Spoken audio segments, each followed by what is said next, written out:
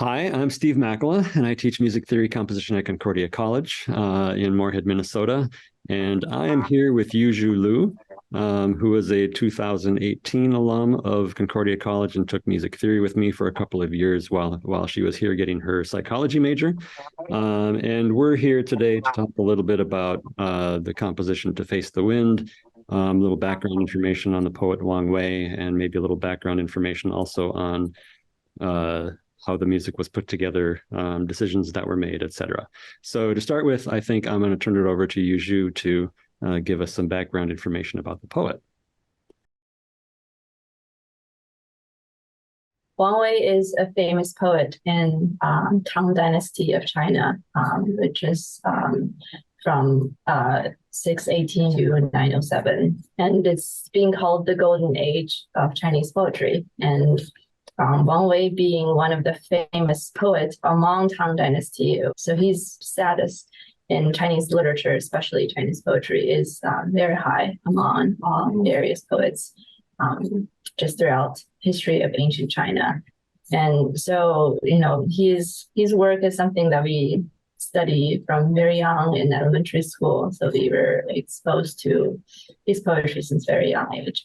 And as I go into college time, and especially as an international student coming to US, something that reminds me of home, especially home culture, becomes especially important to me. And I started to read a lot more poetry of himself, or even just spending time, even meditating or thinking about things that he wrote about and getting to know his personality a little more. So he's not only just a very, very famous poet in Chinese history, but also someone whose work is pretty important in my own developmental journey too. So I'm curious about when we first started talking about this project, which was maybe 4 or 5 years ago. You had shown me, I think, about a dozen of his poems. From which ultimately these 4 were chosen. Right. I'm curious, what about those particular poems, the dozen that you showed me, was there something that resonated with you in those particular poems? Yeah. So first of all, I think the first poems that I showed you was the long poem that with Pei. I think initially what drawn to me was his friendship with Pei. So for the audiences who are listening to the piece, they will see a translation of a really long poem at the end, which is the 4th poem. And that's initially what I think one of the first work that I really had been drawn to, just more through the friendship that he has with his friend. So he's writing this poem to a very dear friend who is younger than him. So he's addressing him in a very endearing way. So there's a series of a poetry called Wang Chuanqi, which is Wang Wei. After his later year in his life, he bought a leisure home and he's living in seclusion. And he invited Pei over to write poems with every kind of like scenery site or a point when they both feel that's interesting to have something to write about. They each write one poetry that's with the same title, and they kind of correspond in that way. And that was something that the friendship that's shown through these poetry, which is initially that was so drawn to. And also among those poetry that I shared with you, a couple of them come from that collection. Wang Wei is known for the type of characteristic of his poetry is mix of artistic beauty and literary beauty. So a lot of the time he likes to write about a particular scene or incorporating different senses like sight or hearing. And a lot of times I create a very peaceful and calming kind of state of mind when someone read his poem. You get drawn into that. So that was kind of the primary kind of characteristic of the poem that I've chosen. that I share with you. So I would agree with you that one of the things that drew me to the poems that you shared with me was sort of the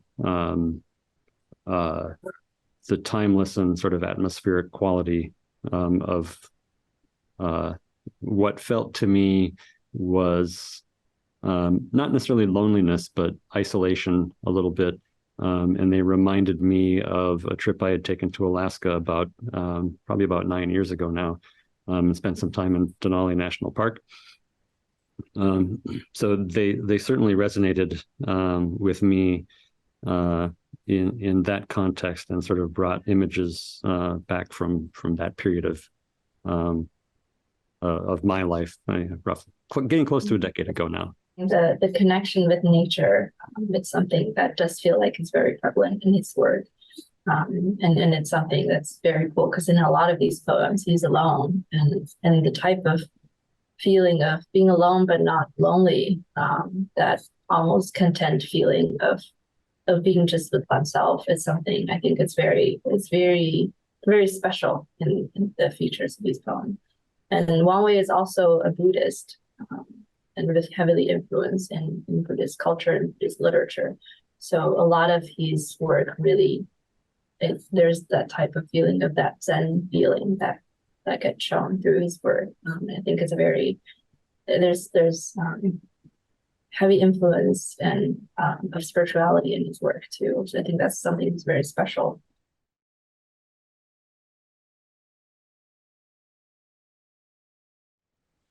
Could you talk a little bit about the forms of the poems, or the form of the poems? I noticed when you shared them with me in terms of the Chinese characters that are used, there are basically 4 lines of 5 characters that seem to be pretty consistently applied in all of the poems. The last one obviously being longer. But the first 3 that are in the piece are just 4 lines, and they're all 5 characters to a line, separated into sort of 2 groups of 2. And that's the characteristic of the poetry in Tang Dynasty. This is a very special, unique feature of Tang poetry. Wang Wei being one of the most famous poets in Tang Dynasty, he's known to express literary thoughts, artistic ideas, or philosophical ideas most eloquently or articulately in this form, which is why he's so well known in this period of time. Yeah, and then regarding how you place each character in the line, there's very specific rules, because there's different tones in Chinese character, and with different position, what kind of tone you need to place in that spot. There's very specific rules around it. So for a poet to sound well, to have a certain rhythm, almost musically, and for the meaning to be really elegant, and to express really profound meaning. There's many different combination how a poet can be structured. But there's so much consideration that goes into what character you place. Even if you want to mean the same thing, there's different word choice and different sound choice you can put. So it's almost like a combination game. You have to calculate, and you have to put in that place. It's just a very intricate art, and it certainly helped that Wang Wei is also one of the famous musicians at his time too. So he's musically very talented, artistically very talented, and literature also a famous poet. So, and in Chinese art form, those are very closely related to each other.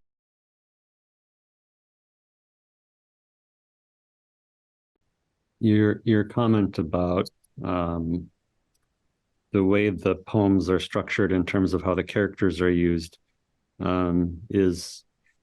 it reminds me of the early stages of this process in terms of how I generated melodic material. Because one of the first things I asked you to do was to read the poems so I could record your voice.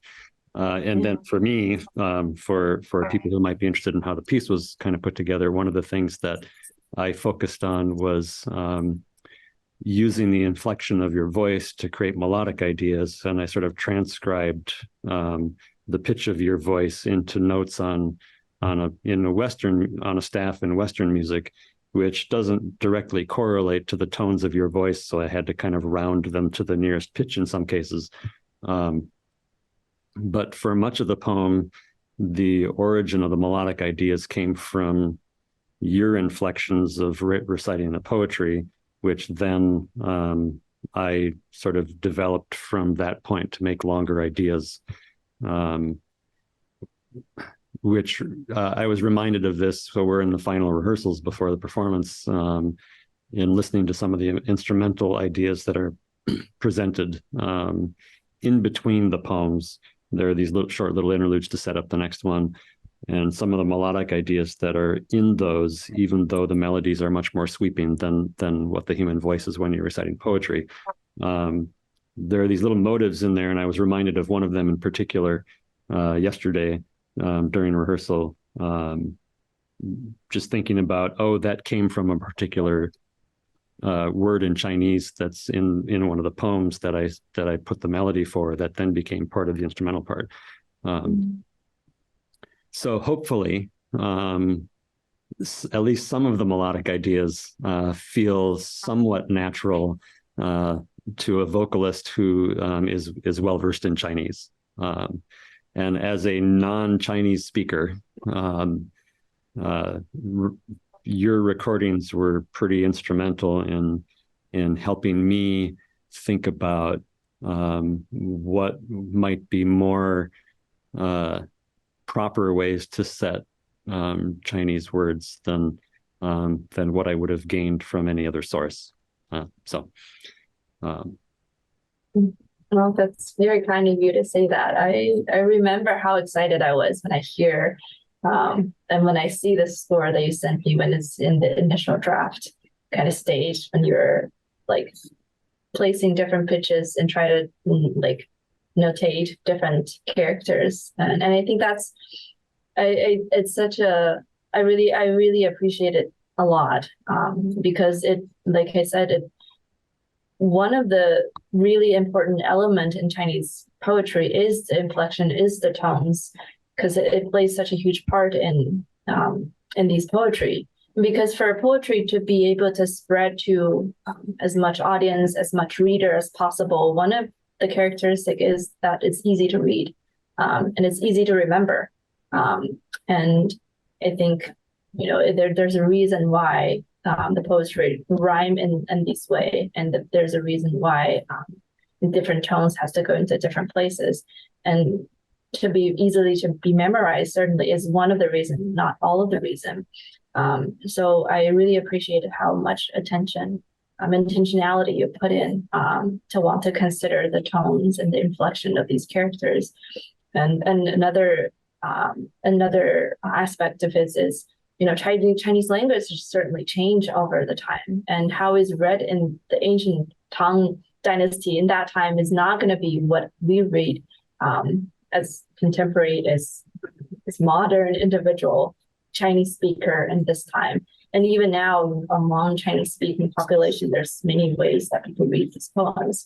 So I think it's just the attempt and the effort that goes into trying to consider into that aspect it's very special. I think it's a way to pay homage to Wang Wei and his time and the authentic work that he has.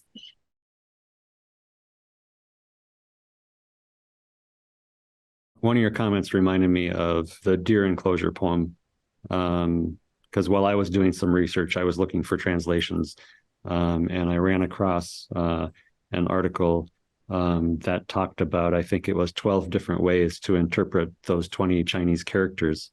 And the interpretations were, in some cases, pretty vastly different. Is that common for either Wang Wei's poetry or for Chinese poetry in general that has that characteristic? Yeah, I would say yes. For one of the characteristic of Chinese language is there's with one character, it can mean many different things. It can have many different reasons, meanings, and it can be read in many different ways. And I think English language has that too. But when you put just many characters together that all of them or most of them have different meanings that can be read different ways. There's very like very intricate ways how do you interpret it, and you know, as the other thing is, as time changes, these meanings might change. Some meaning might get lost. Some ways to read it might get lost. And so for us as people now to understand what it might mean at that time, there's considerable effort has to be made to really to try to see, okay, what does it mean in that context, in that time? What does Wang Wei try to express with these just very few words? Because I think if there's longer poem, there's more context, maybe can be played through. When it's such a short poems with just 20 characters, a lot of it is trying to express one theme or one emotion or one like one sentiment or one like philosophical idea even, or spiritual idea. It can be so profound when it's so simple, but yet so much complexity goes into it. And I think that's the beauty of Chinese poetry too, is trying to encapsulate a concept or some sentiment that is very, very profound, but it's hard to know exactly what, but that just the amount of information, what it actually is.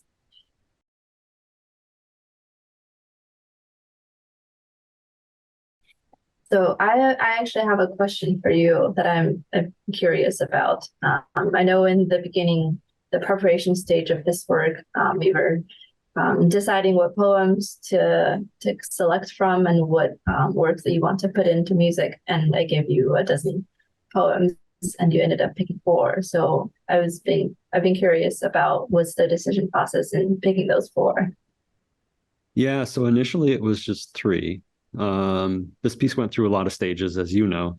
It was originally going to be for voice and electronics, and then it was going to be voice and piano, and then I was thinking voice and cello and piano, and then I went back to voice and piano, and then ultimately it became voice and orchestra. No, then it was going to be voice and cello and orchestra, and then it was going to be voice and orchestra again, and that's where it landed. But it was originally the 3 poems that are the second, third, and fourth of the set. And one of the things that struck me about all of them was this sort of the sense of, 1, being out in nature, and then 2, being not necessarily in a state of loneliness, but a state of isolation that I sort of just felt from the translations of the poems that I was reading. For example, the Deer Enclosure poem begins talking about an empty mountain and no one is seen, reminded me a lot of the time I spent in Denali National Park in Alaska. The other 2, the Ginkgo Cottage, again, gave me the sense of being in a state of isolation on a mountain somewhere. And so again, there's that reference to nature and reference to being alone. And then the last one just was this wonderful reminiscence of some past occurrence with a dear friend that I appreciated, sort of the spending a little time in a fond memory. So those 3 spoke to me from that perspective. And then, so when I was starting the process of composing, when this was an orchestra piece, so I knew it was voice and orchestra, and I was contemplating what I wanted to do with the orchestra as sort of an accompanimental instrument for the solo voice. I somewhat randomly, I was on the internet, on YouTube for something that was totally unrelated to this project. And in the YouTube suggested videos for me, this video that was a short version of The Art of Flying showed up in my feed, and I just decided I got to click on this and see what it's about. And it turned out to be the starling murmurations that are used in this, recorded by Jan van IJken from the Netherlands. And when I saw that, the idea of it resonated with me in terms of kind of how I wanted to treat the orchestra, using sort of concepts of group theory, where you've got these thousands of birds that are flying together. They never hit each other, but they're moving together in a group. They don't really have a leader. If you look at research into starling murmurations and how they work, there's no leader in the group, but there are theories about how they interact with one another, in terms of the birds that are nearby, any particular bird. So I was intrigued by that. I also wanted some of the orchestration of it to be aleatoric or improvisatory, so that the orchestra members were given some freedom of choice. And so when I saw these murmurations, it dawned on me that I would really like the conductor of the orchestra to do sort of an interpretive dance, is how I think about it, of at least some of the murmurations. And so I approached Dr. Suderlin, who conducts the Concordia Orchestra, with this idea about, hey, would you want to do an interpretive dance of some videos?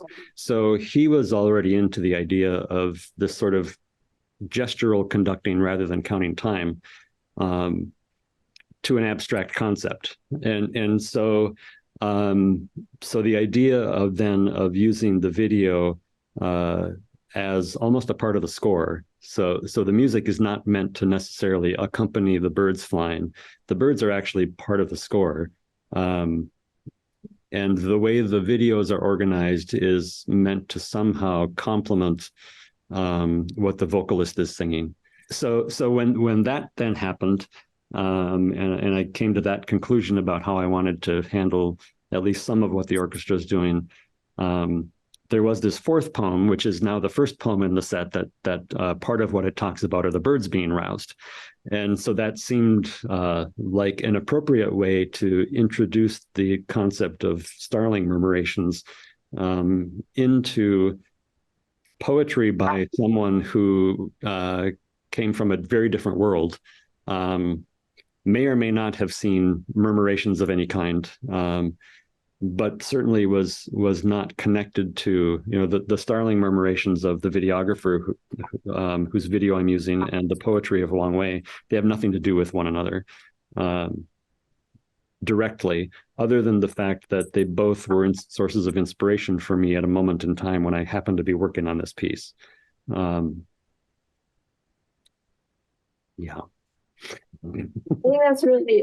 I think that's really cool, just because Wang Wei was approaching nature in a very intimate way in his poetry, and describing that kind of harmonious feeling, individual within the nature. And you are bringing that piece into that aspect into your piece, of almost like a parallel of Wang Wei, but in his time, engaging with nature in that way. And you are bringing nature in your piece, and having the conductor and having the audience get in contact with that in this time. And I think that's a really cool parallel.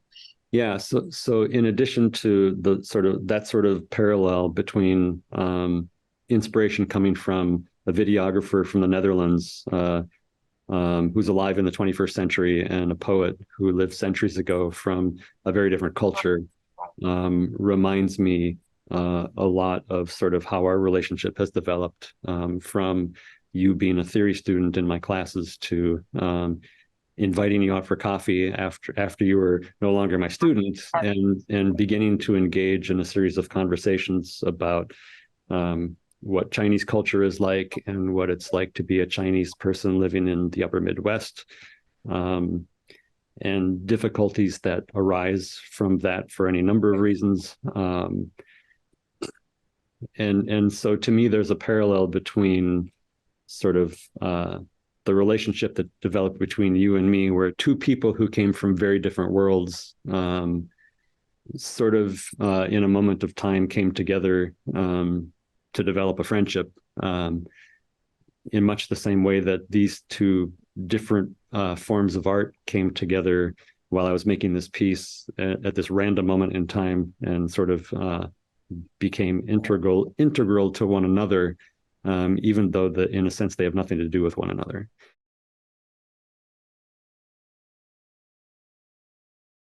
in addition to that, I think as we get to know each other as friends, as equals. I remember you say that a lot after I graduated.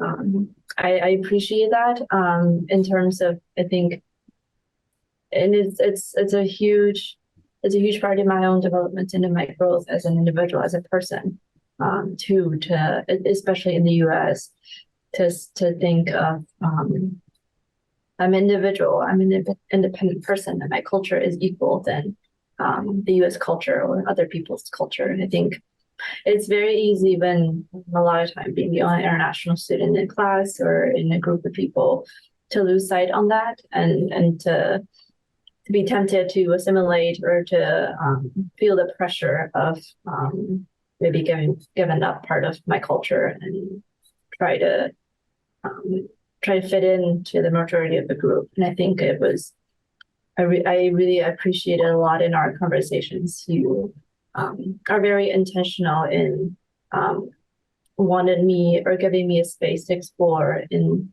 the context that I am in. What does it mean to be a Chinese individual? And I think that's very cool.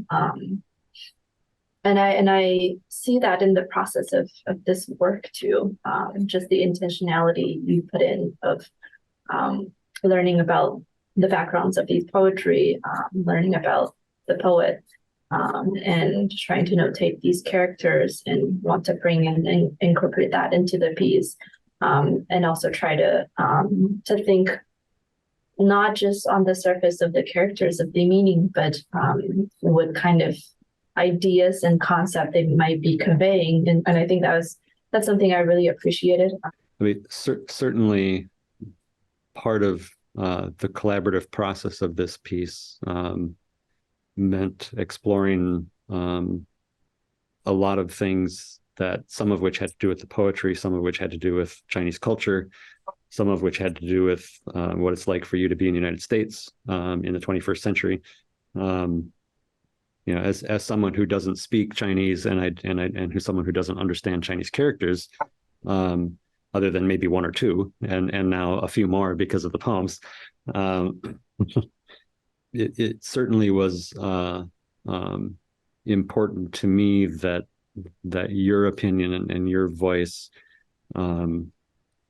resonates in the music, not just because of the inflections that I recorded of you speaking them, but in terms of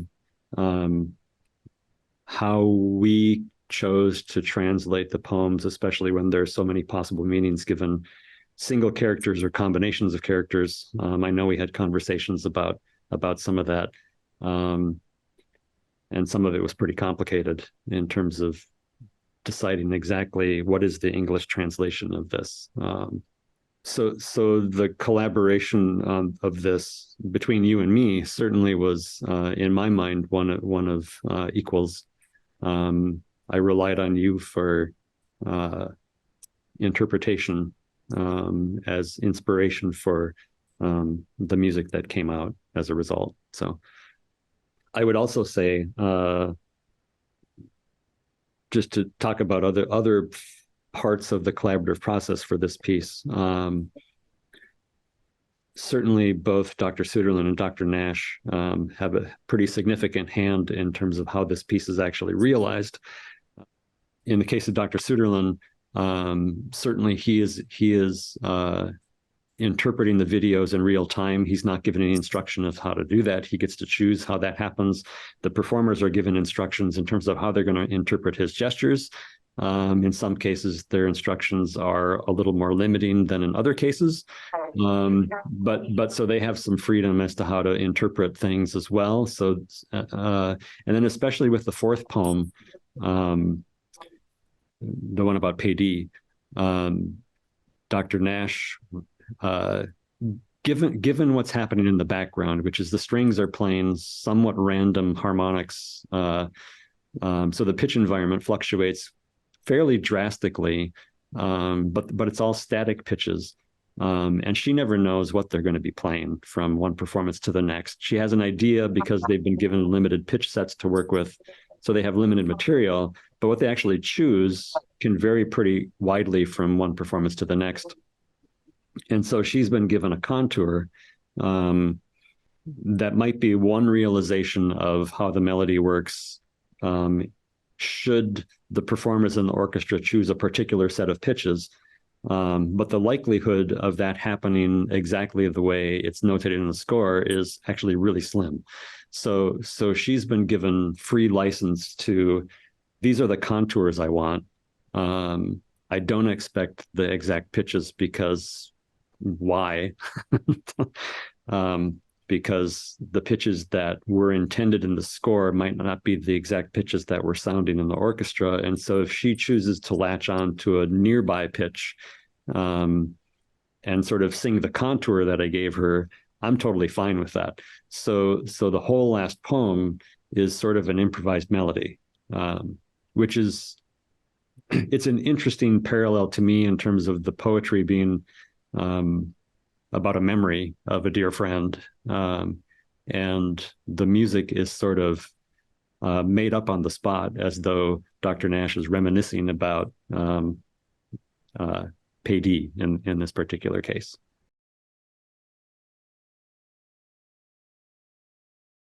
Would you talk about how the title of this piece came up? It came from a couple of places. There's a fairly obvious one that in the fourth poem, there's one line of the poem that talks about facing the wind. There's a part of the title that reminds me of standing out in nature. So there's that sort of nature reference for me. There's a part of it to me that is reminiscent of dealing with cultural differences and difficulties surrounding that, and facing that struggle, if we wanted to phrase it that way. For me, I think that phrase sort of captures the essence of what I hoped to accomplish with peace.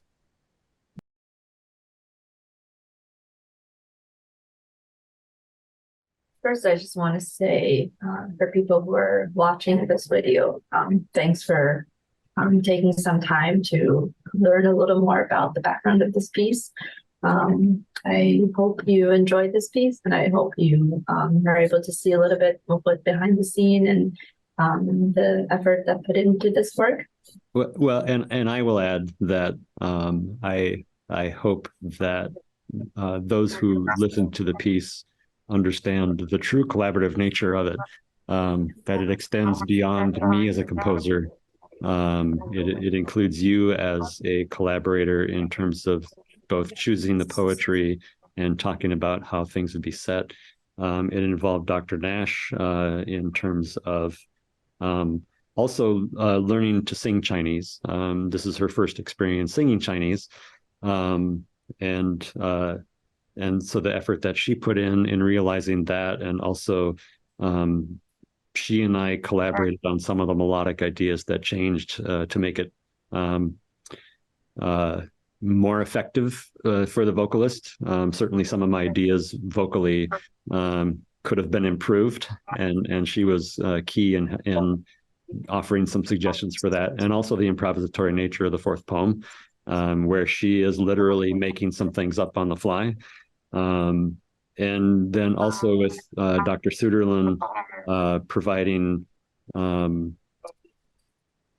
improvisatory conducting gestures on the fly that the orchestra is then improvising in response. And so it really is a collaboration of about 60 to 65 people, all of whom have an important role to play.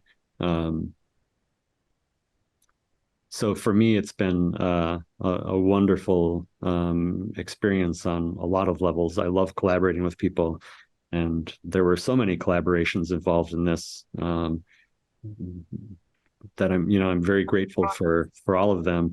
And of course, probably the primary one is my relationship with you, because this would not have happened had you not introduced me to the poetry of Wang Wei, and then agreed to have a cup of coffee with me about 5 years ago, or whenever that was now. I think maybe I will say also to just say thank you to Dr. Suter and Dr. Nash and all the collaborators and student musicians that goes into all the work that goes into this piece. It's certainly not an easy task to bring this to life. So I want to acknowledge that. So on that note, I think we will conclude. Thank you, Yuzhu, for spending some time talking with me. And for those of you who might have listened to this, I hope it was beneficial in maybe understanding the piece a little better and sort of what went on in the making of it and why it even exists.